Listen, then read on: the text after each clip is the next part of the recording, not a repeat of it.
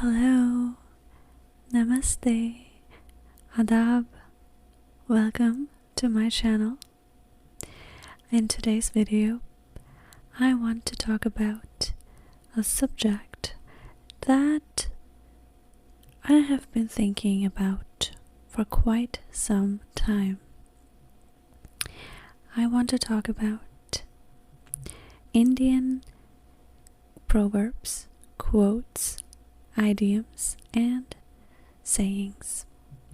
As we all know, in most of the cultures, we do have a lot of quotes, sayings, and proverbs that we hear from our parents, grandparents, perhaps teachers, but you may also read them in books.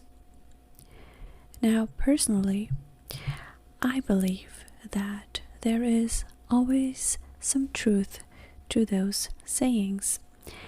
And growing up, I used to always hear my grandparents, my parents say some really funny proverbs or sayings to me almost in every situation, an area of life. And yes, they did sound very funny to me, but now as a grown-up lady, I see situations and everything makes sense to me. So I feel like those pieces of proverbs and sayings can actually be like a piece of advice, like experience and things our ancestors, our great-grandparents have been through. So I'd like to share some with you.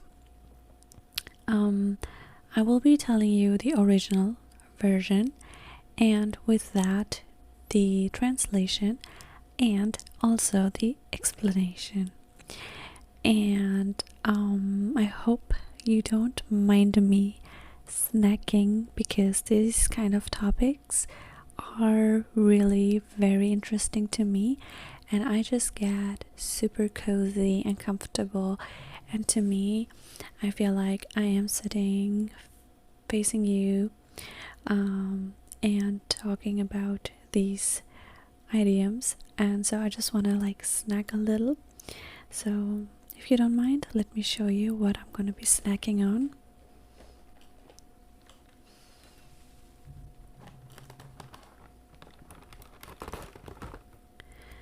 These are truffles, and I just bought them from Germany, and these are really nice, delicious truffles.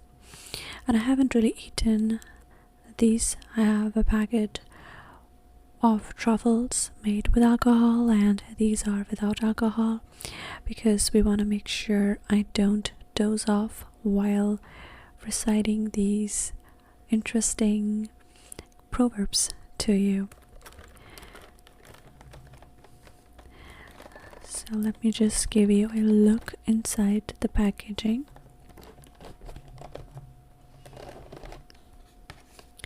My goodness, this is so loud. I have to be quiet so I don't burst your eardrums. Oh my god, this smells so good. Look at these. I bet you want to have some. So I'm just gonna start with this one, and this one is white chocolate with raspberries. I'm honestly not into the mukbang type of ASMR, where ASMR artists are like eating and smacking, and I think it's very annoying personally, but this is different. I really am going to explain a lot of things to you here in this video, and I wrote everything down. It's gonna make me hungry, so just let me have a bite.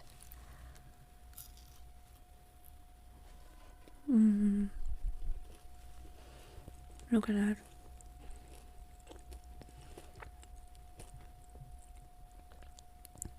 This is so delicious. Oh wow.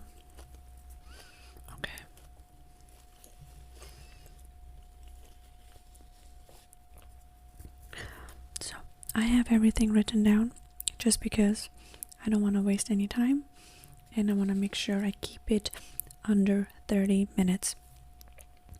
Alright, let's not waste any time and start with the first one. Naam bade, darshan chote. It literally means great cry, little wool. So this proverb is usually, or quote, is said, and people say it also face to face if they get annoyed. If you meet somebody who has a big reputation, a big name, like, oh, this person, he is really rich, you won't be disappointed when you go to his dinner party and then you show up and he's just serving little appetizers and is being super cheap and greedy with the food. So this is something that you use on somebody who has a big reputation, a big name, or tries to flaunt a lot, but actually doesn't have much, or is just lying about it. The other one is Angur khatte hain. And this is one I'm sure a lot of Indian viewers of mine know, because this one means the grapes are sour. Yes, so this is used in situations when you really want to have something really badly, or you compete for it, or you just really want to have something, but you couldn't get it because you failed or you just didn't make it, and then you feel embarrassed. So you blame it. You blame it on the situation, or you're like trying to make yourself feel better by consoling yourself. Like, there's this famous story with a fox and I think turtle, which is similar, that describes this kind of situation. And this situation is like in real life situations, right? Let me give you an example. It's like, well, you want to wear a dress, okay, or a shirt, and it doesn't fit you because you gained a few pounds. You still like it, and you have friends around, family around, and you're embarrassed because you don't fit into it anymore. And then you just say, it looks tacky anyway, or it's not my style anyway. So this is an example of blaming it on the item or another thing, so you are not being embarrassed. It's a little complicated to explain, but I hope you get it. The other one, some people use it. I've heard my grandmother use it. Apne muh mia mittu. So mittu is usually a name that people in India and Pakistan and Bangladesh usually name their pet parrot. So they say things like mittu, mittu, and mittu is like sweetie, sweetie. So this is something a parrot would call itself, or usually is like one of the first words a parrot learns. So the translation would be like flattering oneself like a parrot, because it's like a parrot is a pet, it doesn't know, but usually people teach the parrot the word mittu, which is sweetie.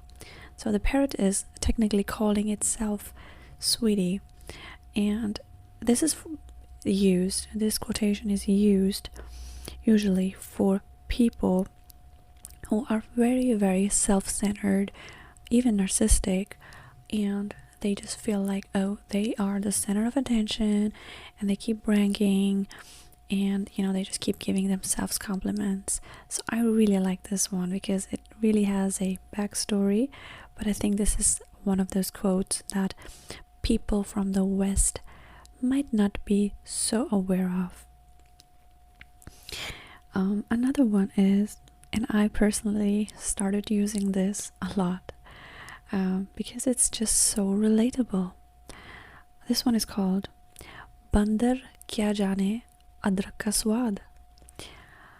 what does the monkey know about the ginger's taste? So, of course, monkeys don't eat ginger, but this one is used to say for somebody who has a bad taste. And let's say you have a friend and you offer them a very good meal or flowers or whatever, and they don't like it, or they are just appalled, or they just don't want to try it or say something bad about it. And then you can say, if you're close to them, you can say "Andar kya jaane adrak ka swad," which would be like, you're a monkey, what do you know about the flavor of ginger? Because ginger is usually a very holy spice. It's used a lot in the Indian cuisine and culture. So yeah, it is used for people who don't have a good taste. So you just want to like throw it in their face and say, what do you even know about this and this? So I use it a lot because a lot of people just pretend that they know everything and have a good taste, but in reality they don't, and it can be really annoying, especially if they try to put it in your face. Okay, so let me see here. I'm just watching the time. Okay, now this one is a little old school, so let me see how I can explain it to you. The quotation goes, "Bhagde chor ki langoti hi sahi." This would translate to, it is better to catch the running thief's undercloth. So this translates to, something is better than nothing, because the translation to this would be, I'll explain it. If you catch a thief in your home, you can't catch him because he's a thief and he's almost running away, but you see him and you're just about to catch a little something while he's running away as you see him, and there is a cloth, and I'm not sure how to explain it because it's a very traditional Indian cloth. I think even it's a religious piece of cloth, so a lot of people don't know about it. I do not know the English word for it, but it's called langoti. So it's not underwear, but it's the underwear has like a string or something, so it's an undercloth above the underwear for male people usually. So it just goes like, well, something is better than nothing. The thief was running away, you couldn't catch him, but at least you did catch him by the string or by the cord of his underwear. So I think it's really funny, but this is something that it's quite old school, right?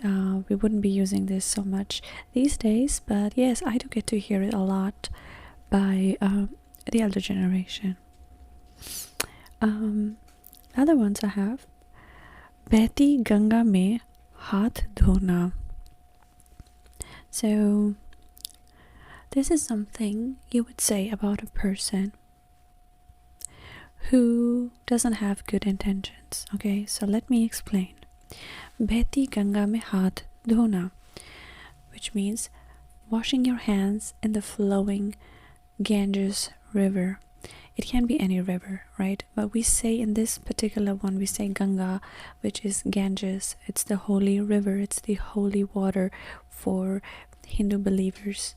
For that reason, it's usually used to be like, if you have a favorable situation and you just want to make sure you get everything out of it, because it's the holy water, right? People usually go, they bathe in it, they wash themselves in it. Now, if it's sanitary, it's not sanitary, it's a whole different thing. I'm not going to talk about that, but people do that. It's known as the holy water, and a lot of people, you know, they go there and they pray and they stay a long time. Now, if there is a person of not such a good moral character, who's not that religious, I'm not judging, I'm just saying by this proverb, it means, well, you're not taking a bath, you're not doing the rites, you're just like washing your hands while the river is flowing. So you count as one of those holy people, one of those people who actually go there and they pray, and they worship the Ganges River and stuff like that. So yeah, I kind of get conflicted explaining this one myself, because yeah, it's a much older saying and it's quite difficult to explain. But you can even look it up. If you have questions, just ask me and I'm gonna comment the quote in English and then you can look it up. Okay, so the last one I have here, and this is also a religious one, okay? So, ungli kaat ke shaheedon mein naam.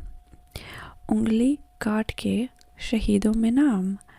So, the English word I think is Mercier. I'm not sure if I'm pronouncing it right.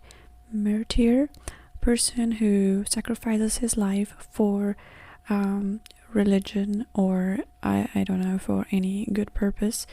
So this is something usually Muslim people use, and it means you want to cut your finger and count as one of those who actually sacrificed their life. So if you think about it, you could use this proverb also if you're not Muslim, because it does make sense, because a lot of people are swindlers, liars, they betray.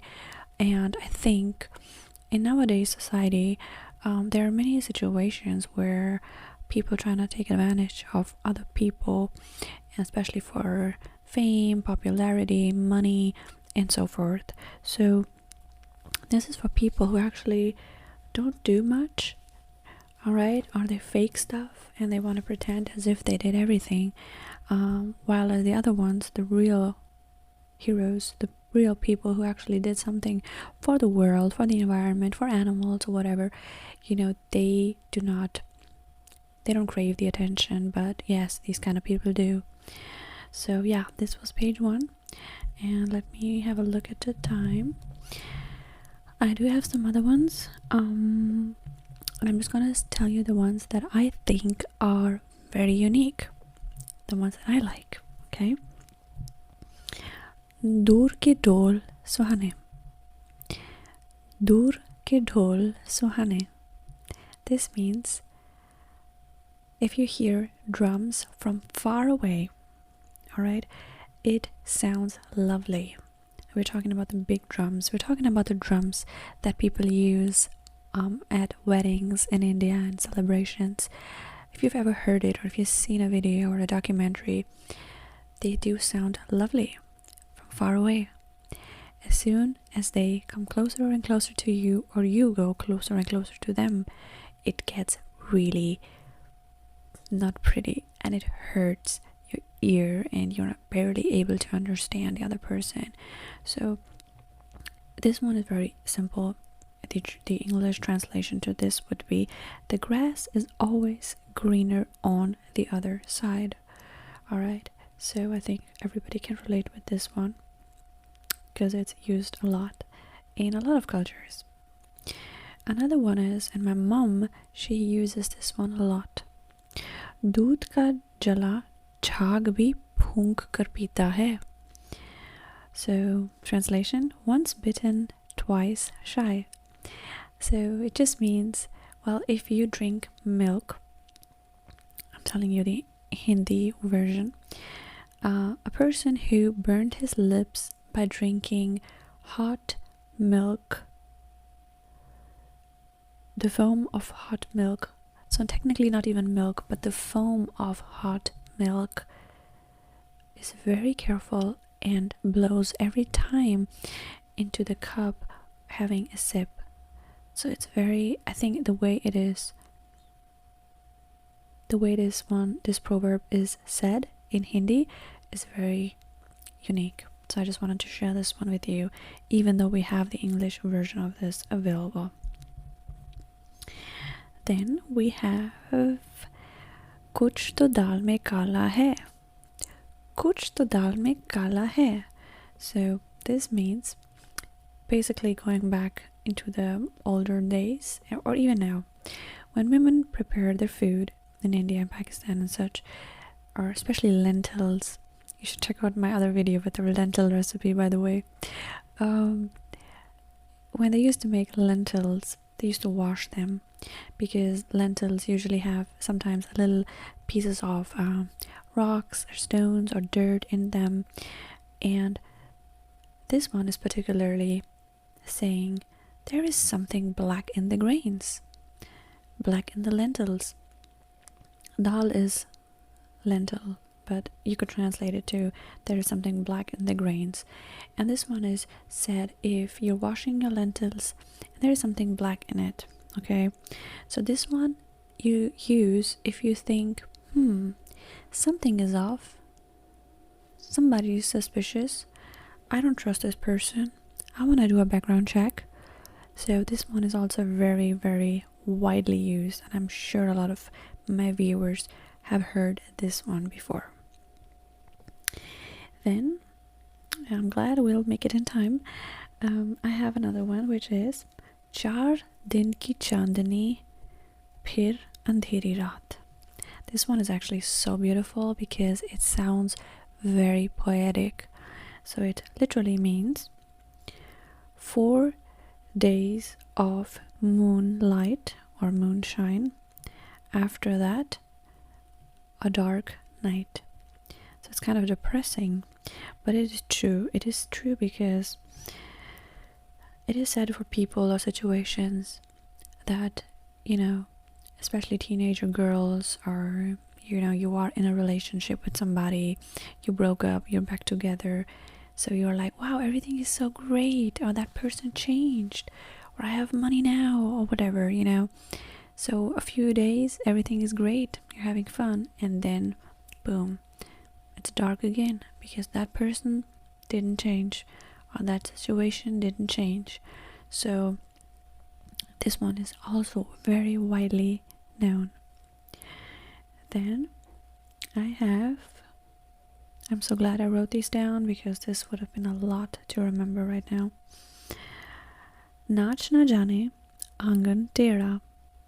This one is about people who don't know their own profession, they don't know their own thing, and they like to blame it on other people or other situations or other conditions. So it literally means not knowing how to dance but blaming the courtyard. Alright, so it's like if you have a workman to fix or a plumber at home to fix some of your stuff at home, and they don't really know how to do it, but they will just blame the tools and say bad tools, or this wire is bad. It can be used in any situation. So I feel like these ones are also widely known, and yeah, it depends also, of course, who is saying that. So I think personally older generations would use these more often than perhaps the newer generation. Alright, I do have 2 more. Oont ke muh mein zira. Now, as an Urdu speaker, I'm fluent in Urdu, I would say zira. The Hindi speakers would say jeera. It's the same thing, it's cumin seeds. So it translates to a pinch of cumin seeds in a camel's mouth. So you can think about it, because when I heard about it, I didn't know what this could even mean. So it means you get way less than what you actually deserve. So a good example is applying for a job, and you work really hard, and then you just get your paycheck, and it's very little, and then your mom says this quote, right? She says "Oont ke muh mein jeera," which would be like, oh my god, you work so hard and you just get so little income, which is barely like cumin seeds in a camel's mouth, because a camel's mouth is huge, right? You wouldn't even see the cumin seeds. So this one is actually pretty funny. I do want to know its origin though, because I've never really heard it from my parents. I did read it somewhere, and then I just kind of did my research on finding its origin and like where it actually came from and what it meant. So yeah, there are tons of these idioms, but these ones I thought were really interesting.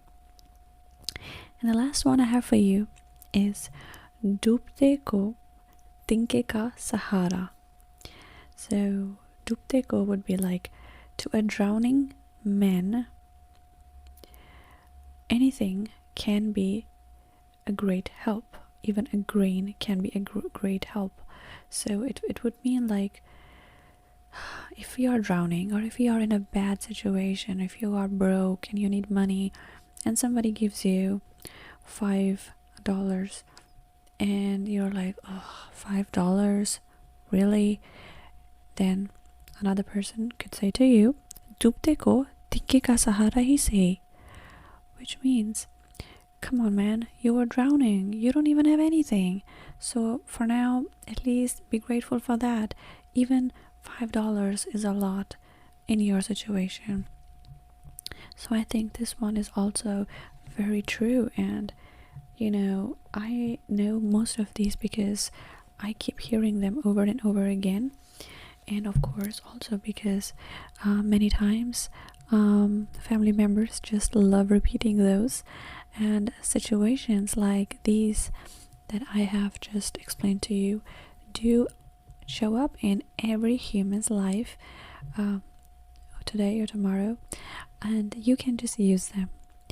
And to be honest, people who use idioms, people who use quotations, sayings, are usually, I'm not saying well-read people or educated people, but are people who do have a lot of some kind of culture. They do have a lot of influence from their ancestors or great grandparents, because this is who these are the people who used to tell us those things. And I think it's a little treasure to pass it down.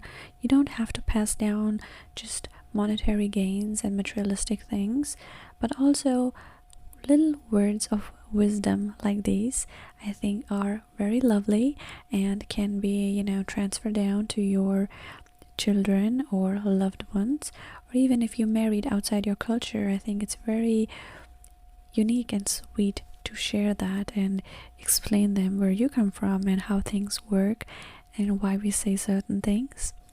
So yeah, I hope you really enjoyed this video as much as I did.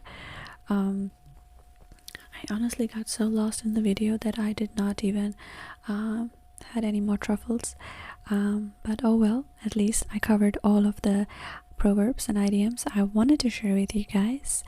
And let me know if you've ever heard of any of these before, and if you'd like to watch similar kind of videos, because I love to talk about culture and tradition. Yeah, and it's always great talking to you guys, and I wish you a great evening and a good night. Bye bye.